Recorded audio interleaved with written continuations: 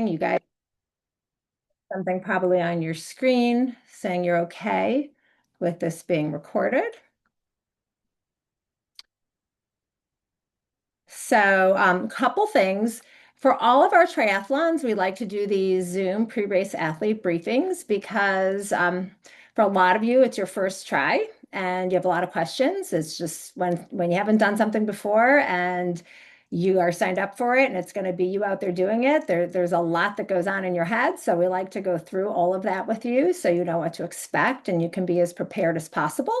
And some of you I know have done this race many, many times, but you just may have questions about things going on this year or just, things that popped up or just want to learn a little bit more. So we like to do this before all of our triathlons. And then of course, after this, we are available by email and phone if anything else comes up.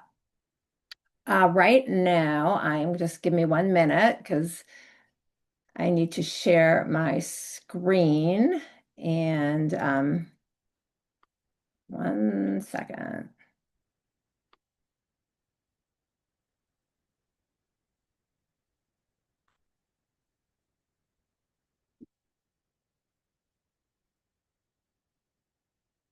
And share the presentation. Present. Okay. Let me move all of your faces to the side so I can see what I'm telling you about. All right, here we go. Okay, so couple things too. I like that so many of you have your cameras on. That makes me happy. I like to see all of your faces getting ready for the race, and then sometimes I'll see you at the race and recognize you from the Zoom call. So love that. During the presentation, thank you all for being muted right now, and please stay muted during the talk. But if there is something that comes up that is just like you're just not understanding, I'm not doing a good job of explaining, and you need to know now, feel free to unmute and say, Hey, Eva, I have a question. I'm totally okay with that. But for general questions that do not pertain to something that I'm talking about in the talk, if other things come up or something that like I talked about it, but you missed it and you want it, you can write those questions in the chat. And we do have people online who can answer those questions. Sometimes uh, you athletes will answer for each other because sometimes you know the answer and you can help somebody else and you can answer. So throw your things out in the chat. We also have many of our Epic staff members. Our team is on there ready to help you there. And then at the end, we'll go through and I'll review them if anything wasn't answered or you need a little more clarity. Okay. So with that, I'm going to go on with all you need to know about Tri Goddess Tri. My name is Eva Solomon. I am the race director. I have been directing Tri Goddess Tri since 2009 when I decided that Michigan needed to have an all women's triathlon. And there we have it. And then we started Tri Goddess Tri. So what you're seeing here is what you're going to see on Saturday. It's going to be very similar, just a year later. And you can see the transition area. You can see post-race food over here. We've got toilets here, the beach. This is where you're going to go in and swim. And it's just a beautiful park and you're going to have a great day. First thing you need to know is how to get there. Now, this is super important. This address right here, 11500 Seymour Road, if you are using GPS, that is the address you need to put in your GPS. I am noticing right now this mistake here that it says Island Lake Triathlon. That's an error. Ignore that. This is Tri Goddess Tri. It is at the Portage Lake Unit in the Waterloo Recreation Area. If you put Waterloo Recreation Area in your GPS, you will go to the Waterloo Park headquarters, which is on McClure Road, about 5 miles away from the race. So don't do that. Remember to put in the address 11500 Seymour Road. Packet pickup is where you are going to get all your stuff that you're going to need for the race. That is happening on Friday at the race site. from 4 to 6 p.m. And during that time at 5 o'clock, there will be Triathlon 101 in the transition area. We're going to talk about the transition area in a minute, but that's where you're going to go if you want to go to Triathlon 101. And our operations director, Angela Karen, will be leading that. And she's going to go over what to do in the transition area when you're setting up your stuff. The swim course will likely be set up. So she's going to look at that with you and talk about the swim and the bike and the run, where you're going to bike out, where you're going to run in, things like that for that area. So just a little, not the same thing we're doing today, just more on-site stuff. Once you're there, seeing what's going on, understanding what's going to happen when you get there Saturday morning. Oh, and if you cannot pick up on Friday, you can pick up Saturday morning at the race, up from like 6 o'clock until 7:15. 7:15, the transition area closes and the registration packet pickup area closes. So you need to do it by then. When you pick up your packet, you're going to get a sheet that looks like this. You will not get this. This is something that we used to do. I'm going to get to that in a minute, but you're going to get this bib sheet. This right here is a tear off. This is the bib that you will wear on your front during the run portion of the try. These are helmet stickers. You only need one, but you get three just for fun. So you'll put a sticker on the front of your helmet. Over here is a seat post sticker. You'll put this on your bike around the seat post. And then this is a supporter sticker, but I kind of say these are all extra supporter stickers. Give them to all your supporters. Let them wear your number and cheer you on because they're out there cheering for you. Just a fun thing. It just comes with extra stickers in case we need them. But this is all important to know your number. You will also have this number written on both arms. That's called body marking. That's something that will happen in the transition area as well. So this is a disposable timing strap that we used to use that you would wear around your ankle. We have something similar this year. I don't have a photo of it, but you will get a little chip with a Velcro strap that goes around your ankle. You will get that Saturday morning. Even if you pick up your packet on Friday, you will get the timing strap and the chip. Oh, sorry about that. On Saturday morning. We don't want anyone to take it home and forget to bring it back on Saturday. And you'll Velcro that strap right around your ankle. When you cross the finish line, somebody will take it off for you. You can take it off yourself, but from my experience, people don't really like bending over after swimming, biking, and running all of that distance. So we have volunteers there that will take the chips off of your ankles for you.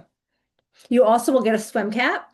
The swim cap indicates when you will go in the water. Each race distance will have a different color swim cap. Biggest question we all get is what to wear. And as you can see from these photos, there are a lot of options. A lot of people choose to wear a tri-suit, which is shorts that are kind of like bike shorts, but the pad is just a little bit thinner. And then same with the top. Sometimes they have a built-in sports bra, sometimes they don't. And if that's the case, you just wear a sports bra. It's okay. It can get wet and it will dry. They come one piece and they come two piece. Some people will throw on a shirt afterwards, maybe just wear a bathing suit.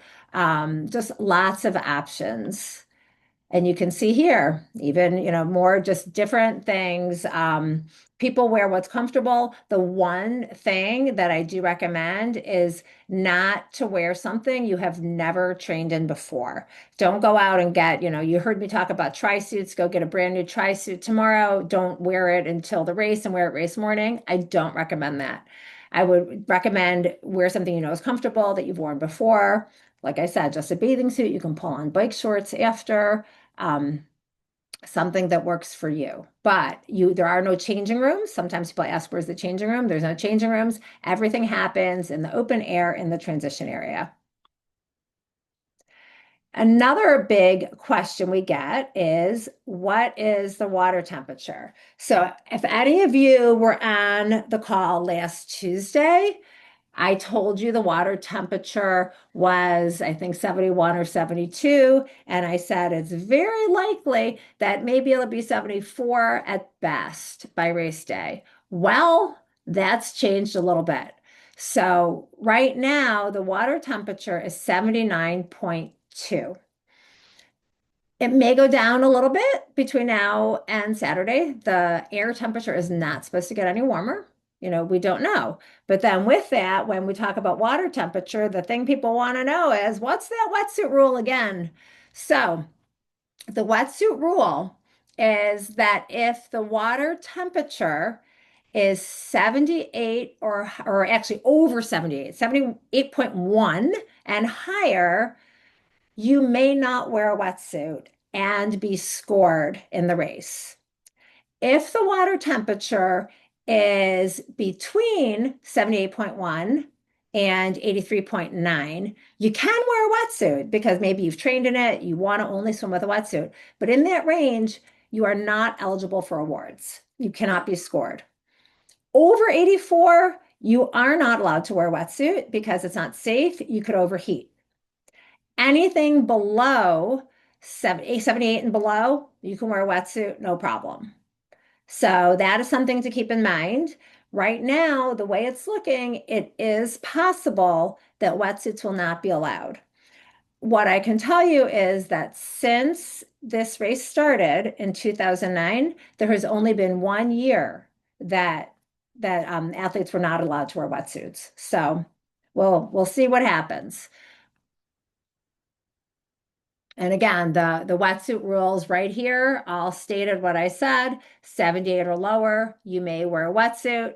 Between 78.1 and 83.9, you can wear a wetsuit, but you're just not eligible for awards. Anything over 84, we will not allow it at all.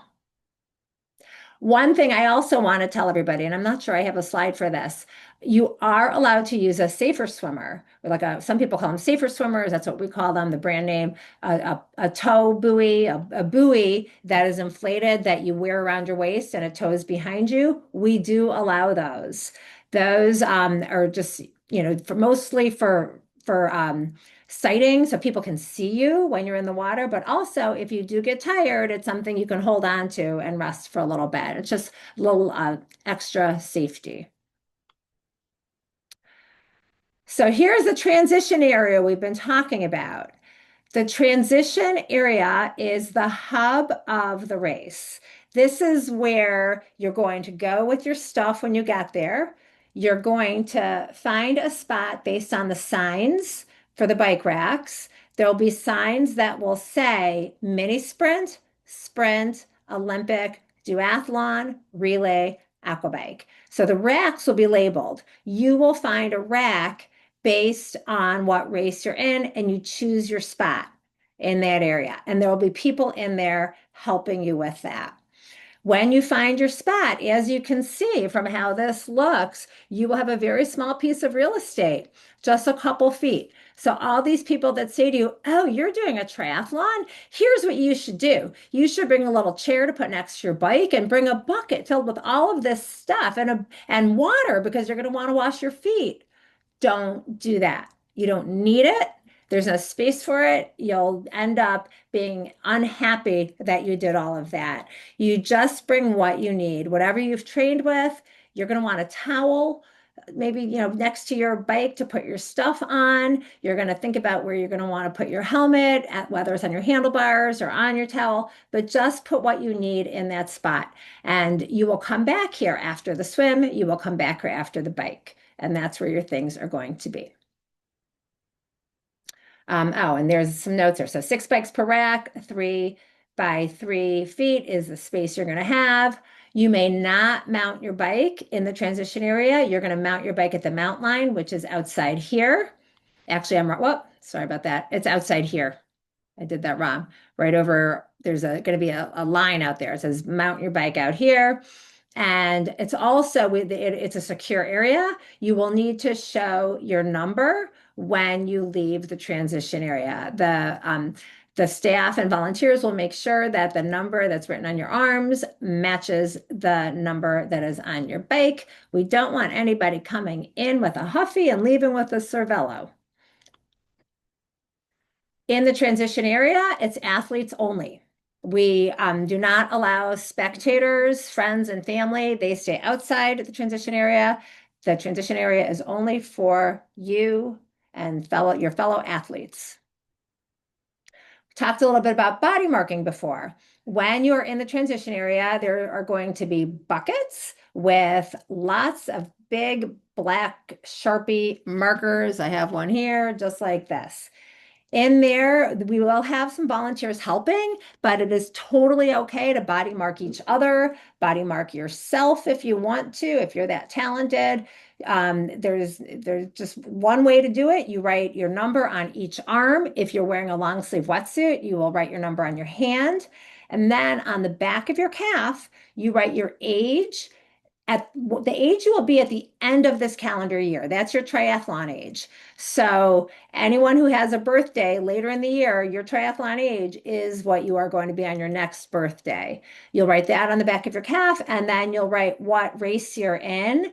If you're in the Olympic, you'll put an O. If you're in the sprint, you'll put an S. If you're in the mini sprint, you'll put an M. D, duathlon. A for aquabike. Here's an example of what you're going to see. Here's a bucket with markers in it. And this has a sign showing age groups. We are not doing that this race. This race, it is going to be by the race that you are participating in. So the signs will say Olympic, sprint, mini sprint, aquabike, things like that. And you can see the buckets at the end of each track.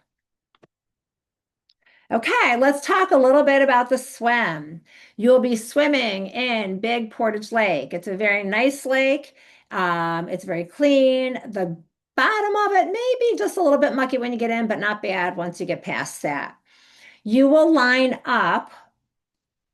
You're going to line up when your race is called. So the first race that's going to go will be the Olympic race. And we will have you line up two people at a time, and you're going to line up in order from super speed demon fast swimmers to a little bit less fast to just regular fast. And you'll go in line based on that. The entire race will line up at the same time, two people side by side. You're going to go in the water two at a time, 3 seconds apart. So somebody will be up there helping people get started, and they'll say, go. 3, 2, 1, go. 3, 2, 1, go. And you're just there, and you will go when it's your time to go. And you can see how much fun everybody has getting in the water. Lots of ways to get in the water. You can just run right in.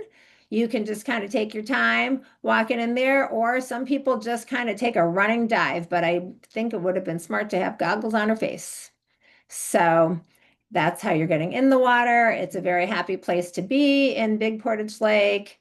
And then you look for this finish arch, which will be on the beach, and that's where you're going to finish. And you come out. If you're wearing a wetsuit, people like to start unzipping their wetsuits early, you can see. This is a good thing to use for sighting while you're out on the lake. You'll keep an eye out. It's going to look just like this. And you can see that it all works. You go around, you swim around the buoys, come out happy, happy, sometimes surprised. We have lots of help in the water for you. We have our Epic lifeguard team. They are open water certified. We also have swim goddesses. The swim goddesses are in there. They will have noodles, and some may have rescue tubes, which are those what the lifeguards have. They'll have either or. And if you need help, they can put it out, and you can hold on to it, take a break. If you need to hold on to one of the lifeguard stand-up paddle boards or kayak, you can do that. You just can't ask them to start paddling you forward, but you can use that minute just to hold on and catch your breath and maybe get a little encouragement, and all of that is okay. Please know it's not uncommon, no matter how much you've trained, to get in this open water for the first time for your first triathlon and get in and go and have this, panicking feeling in your chest. What I can tell you though, when the water's warmer, that is less likely to happen. If it's colder, just the physical reaction to that cold water, it's not uncommon, but less likely if the water's a little warmer. But if it does happen, it's okay. You can float on your back. You can hold on to a paddleboard, hold on to a noodle. Just regroup, catch your breath, think about it that you've trained, you're ready, here you are in the water, and then try swimming again. And if you start swimming a little bit and you get a little panicky again, it's okay. Go on your back, and eventually you will get in a rhythm. Next, after the swim, we have the bike. Again, when you go to your transition area to get your bike, you do not mount your bike in the transition area. You walk your bike to the mounting line. And as you can see, all bikes are welcome at Tri Goddess Tri and all epic races. You will see people on racing bikes like this. You will see people on hybrids. You will see mountain bikes. You will see all sorts of bikes out there, and everybody is just out there being safe. That is the one thing that's most important. Make sure your bike is safe before bringing it out to the race. You do need to wear a helmet. The bike course is out and back. The Olympic will do the out and back twice. Here is our course. We're starting here. You're going to come out of the park. You're going to make a left on Portage Lake Road. It's all marked. It's going to be marked with cones. The road is going to be painted. There's arrows.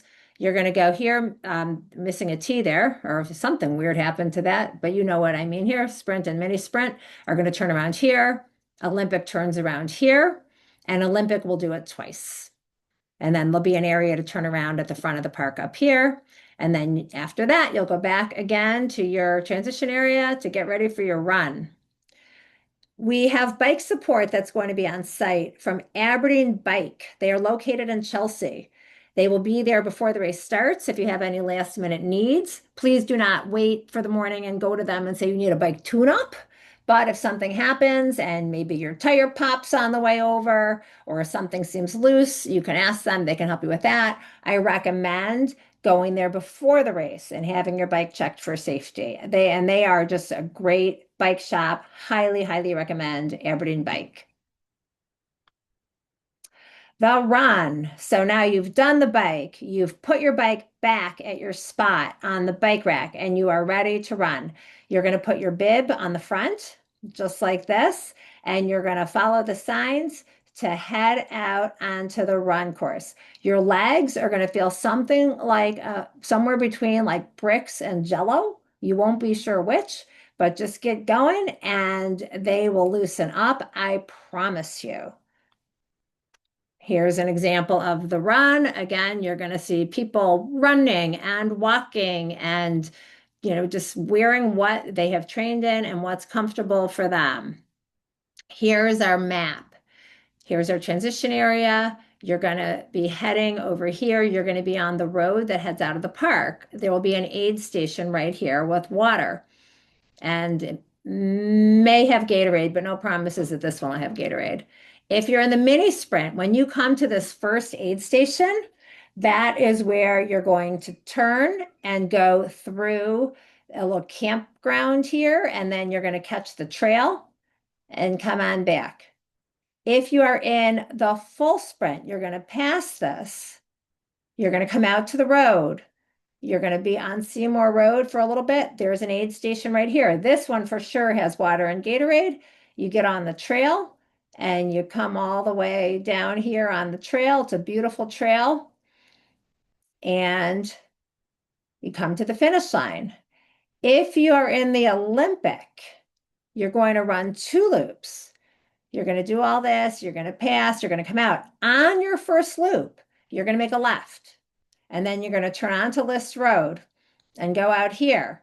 And you're going to turn around, come back, make a left on Seymour, take this trail down, come around here. And then there's going to be a little opening here where you're going to come up here and then do your second loop. But you don't have to do all this stuff the second time. You're going to make a right and come on down, and you're going to go to the finish line. Big question we got. Where does the aquabike finish? The aquabike finishes in the transition area. So when you come back from the bike, you get off your bike, you walk your bike into the transition area, you're going to cross a timing mat, then your time stops. Your race is done if you're in the aqua bike. But all the glory happens at the finish line. So we want you to rack your bike, head over to the finish chute. You're going to see a sign that says Aqua Bikers enter here. You're going to come in from the side because you're going to have people finishing from the race there. You don't want to interfere with them. You'll come in from the side, go cross that finish line so that you can get your medal, you can get your water, and the best part, get your finish line picture. And Aqua Bikers have the best finish line pictures because you have so much time to prepare. When you bring your bike back, you can fix your hair, you can put on lip gloss, you can make yourself ready and then really stage that. And when you cross that finish line, put your arms up because you will be so happy to get that awesome finish line picture. Another big question, how does that relay work? So relays are teams of two or three, and there'll be an area in the transition area that says relay. So all the relay teams will rack their bike there. We talked about that Velcro strap earlier that's going to go around your ankle. You will pass that from one team member to the next. So the swimmer will give it to the biker, biker will give it to the runner. That is how you get your time. You'll have the bib, the runner will wear the bib, and everybody needs to be body marked on your relay team. And just a little pro tip here, what you might want to do when the swimmer comes out, the person who's going to be running, they're not doing anything yet. Maybe they'll take the ankle strap off of the swimmer and put it on the biker while the biker is getting ready and getting the helmet and all of that. That'll help your transition time. When you're finished, you're going to see a sign that looks just like this. This is how you're going to get your results. Scan for results. So that's how you're going to see your finish time. And, it's pretty immediate, but sometimes like you'll finish scan. What? Well, I don't have time. How come my time's not there? Give it a minute. Needs to process. Back when I started racing, my results would come in the mail in my mailbox like a week and a half later. So we get them done pretty quickly, but this is how you'll find it. So you'll scan this QR code and then you'll see how you did. And oh, I wanted to say something else, but I'm going to hold that thought and tell you about the Lost Voices pub, that part of the post-race fun, aside from seeing your results. Holmes Brewery is our sponsor, and they've given us a whole bunch of Cinch. It's a vodka seltzer that we're going to be serving in the Lost Voices pub. Lost Voices is a wonderful, wonderful organization that helps victims of trauma through songwriting. They're just really amazing. They will be on site, also entertaining and serving Cinch. And I highly recommend visiting the post-race beer tent and talking to them, learning about their organization. I think tickets are available if you want to pre-donate to get your ticket to be able to get your cinch. It's donation only. And that's all for that. Back to what I wanted to say a second ago. There's also going to be post-race food, pancakes, breakfast burritos, all kinds of fun stuff. Ground zero, we are zero waste. We usually have about maybe 2 pounds of landfill trash at the end of the race. And this is what I was about to say when you see those results. So we offer grab and go awards. We know everybody has a lot to do on the weekend, and we want you to be able to get your awards quickly, but there's also this opportunity for a photo. There's going to be a podium and a backdrop and lots of hoopla going on with the grab and go awards. If you finish in the top 5 of your age group, and you can see the age groups here, they are 5-year increments, you will get an age group award. And if you finish overall in any of the races or masters, you also will get an overall or masters award. Athena will get first place for 39 and under and first place for 40 and older. And Aquabike and Duathlon get first place overall, first place masters, and then first in each age group will get an award. Relay teams, the first overall relay team in each of the races will get an award. What's not listed on here also is our mother-daughter and three-generation and sister-sister awards. They will also be getting awards if they get first in that division. If you didn't know about those divisions and you want to race with somebody on that team, it's not too late to invite that special family member to be on your team and race in that division. And now just have fun. Here's just a quick snapshot of what it all looks like when you're out there.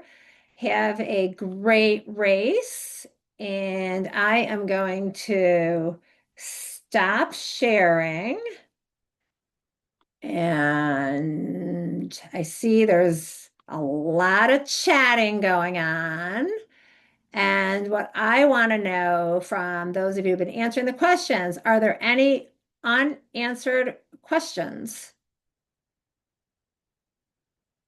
I do actually see something. Somebody asked about cutoffs. There actually is a time cutoff. It's listed under our FAQs. And if I remember correctly, the Olympic, it's for the Olympic. The sprints, it's going to be fine. But for Olympic distance races, there are cutoffs. You have to be the bike, I think you have to be on your bike in like an hour and 15 minutes and finishing the bike in like 2 hours and something. And it's a 5 hour cutoff time. You need to be able to finish an Olympic distance race in 5 hours. Nobody has ever been taken off the course. That I can tell you. But there is that 5 hour limit. Can you all hear me? Because my camera's not working. Yes. Great. So, what's the rule about headphones? No headphones. Okay, so we can't listen to music while we're running. You may not. You won't even want to. You'll have so much adrenaline going and you want to hear people cheering for you. And yeah, no Okay. headphones. That's a And USA also, rule, by the way. USA Triathlon has a whole set of rules which are on our website if you want to read through them. The important ones, at least important ones to me, are no headphones, no littering, no drafting. Actually, I wanted to talk about that with the bike. You need to make sure there are at least 5 bike lengths between you and the bike ahead of you. So you can't be right on the wheel of the person in front of you. If you all of a sudden you're riding and all of a sudden, whoa, that's easy. It's like 30% easier. Then you're probably drafting and you need to either pass the person on the left, letting them know you're about to pass, say on your left and go to pass them or take your spot back 5 bike lengths behind them. Those are the rules I want you to know. Was there more to that question or you're good with the headphone question? oh, I'm totally fine with that question. I guess my other one is it okay to walk if we need to? Oh, 100%. Yeah. When I showed Okay. that run picture, I was showing you, yeah, lots of people walk up. A lot of people just plan to walk. They don't even plan to run. Totally fine. And yeah, there's no riding two abreast. That's actually, yeah, just not allowed USAT. We really do not want you riding two abreast. Um, the only time you should be next to somebody on the bike is if you're passing them. And with that, you need to be able to pass. If you're going to pass somebody and you can't do it within 15 seconds, you need to take your spot back behind them 5 bike lengths again. Okay, so I can see these now. The distance from the transition to the beach is far. It's very far. Be prepared for that. It's probably about it's not quite a quarter mile, but I don't know. Maybe we should measure between an eighth and a quarter of a mile. With that Um, distance, sorry to interrupt. With that distance, do you just run barefoot usually up yeah, to the, yeah. okay, I just wanted to check. It's clear, it's clean, it's fine. Yeah. Some people do sometimes keep shoes down there. They do it because they want to do it. It's really not necessary. When you're running, you'll find, it's uphill, so you'll be kind of on your toes. You'll be okay. Okay. You will be okay. There are porta potties right near the transition area. Yes, you'll be able to access them when you're starting the run. There will be the porta potties. There also are toilets. That very first picture I showed you with that building between the transition area and the beach. There are 5 toilets, real live toilets in there, and then there are a couple toilets just a little bit down the path. There's bike support for sure before the race. Sometimes they stay, sometimes they don't. It just depends on what their day is like at their bike shop, if they're going to stay or not.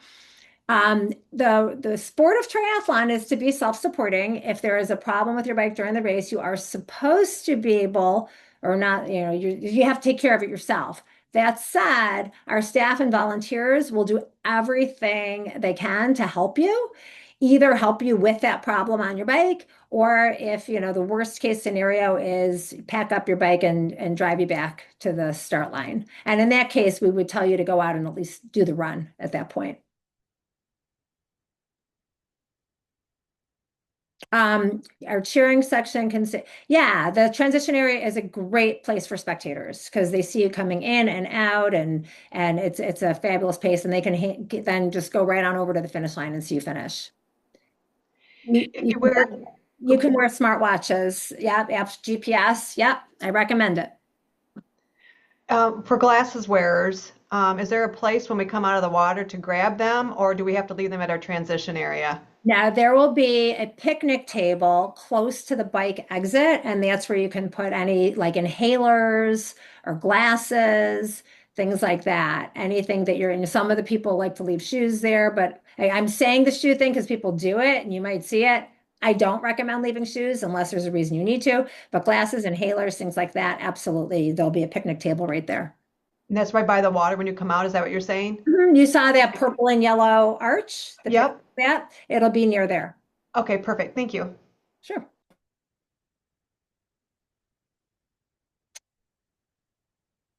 Anything else? Any other questions?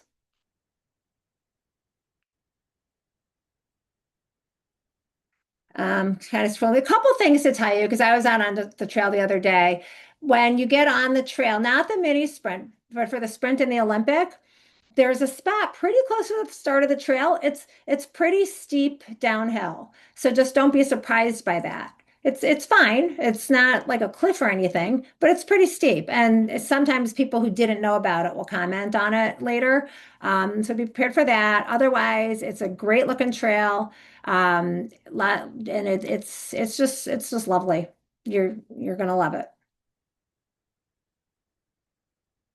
I'm sorry, did you say that steep hill was relevant to the run or the bike ride or both?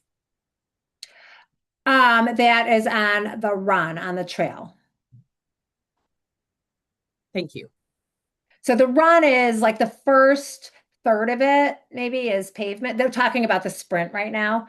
The first third of it is pavement, and then the rest of it is trail. So the Olympic will do that twice. The mini sprint just has a little bit of pavement, and then the rest is trail.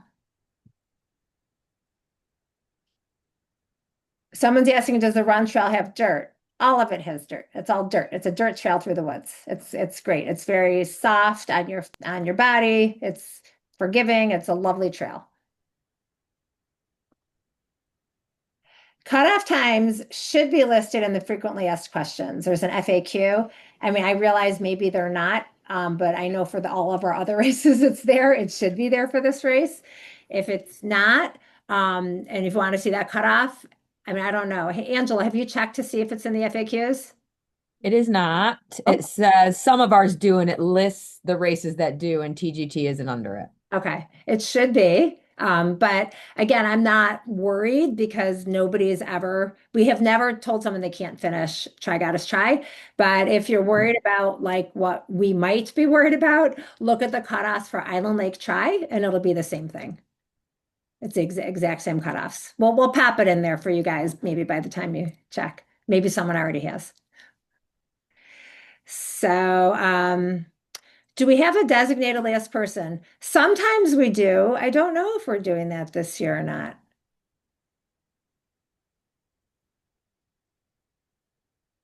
Oh, like a scoop? No, like a designated last finisher. We have done that in the past. Oh, Oh, okay. Carrie, email email Angela. Angela at epicraces.com. No, I actually need to actually do it and not be the last person. Oh. That's my first one. So volunteering to be the last is probably not the best idea. Oh, that's what I thought you were saying. I was Come on, being girl. Relentless forward movement. That's all we ask. That'll get you there. Trail shoes. I don't think trail shoes are necessary. If you're a trail runner and you love your trail shoes on the trail and that's what you always wear, sure, they'll be just fine. But they're certainly not necessary on this trail. It's not technical.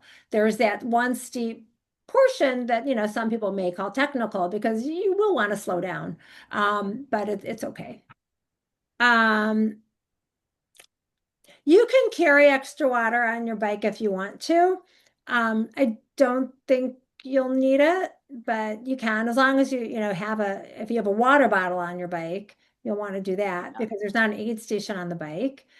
Yeah, thank you, Lee. Yes, you have to have your helmet on, put on your helmet, and then you take your bike off the bike rack. And a lot of these things are the things that Angela is going to cover on Saturday during Triathlon 101. Like I said, Right. we do a lot of it here, just an overview of all the big picture, and then we hone in on those kinds of things at Triathlon 101. This recording will be on the website. There is a tab under event info that says pre-race athlete briefing, and the recording will be posted there. Last year's might be there now. I'm not sure. There is a checklist. We do have a check like things to not forget, and I think it's in FAQs. I'll check on that. I'll make a little note. But we have a very nice little checklist of what to pack, what not to forget. All right, any other questions? Feel free just to unmute if you have a question. Everybody excited? Oh, go ahead, Samantha. I'm so sorry. The race starts at 7, right? 7:30. 7:30. Okay, thank you. Everybody needs to be on the beach at 7:15 though. There's a mandatory meeting for everybody at 7:15. All Okay. races, no matter what time yours starts. Okay, thanks, Carrie. She's given everyone a virtual high five. Okay. I hope you're all excited. We're excited. It's going to be lots of fun. We're going to have perfect weather. It's cooling down just in time, but even if it didn't, that time of day, it would be great. You get out of the water, you're feeling good and refreshed, and then do your bike and your run, and we'll see you at the finish line. Pancakes, breakfast burritos, and some good swag. It's going to be fun. We have some fun merchandise, so check out the store too, because we have very limited that day. Most of the things are pre-order, so check that out. That's it. All right, thanks for coming on today. Appreciate it. If any of you were here last Tuesday and this Tuesday, I hope all your questions are answered and hope you've enjoyed it. And we're going to get back to work here, getting ready for you guys. We See you will Friday. see you soon. And I got to figure out how to get off of here. Bye, guys.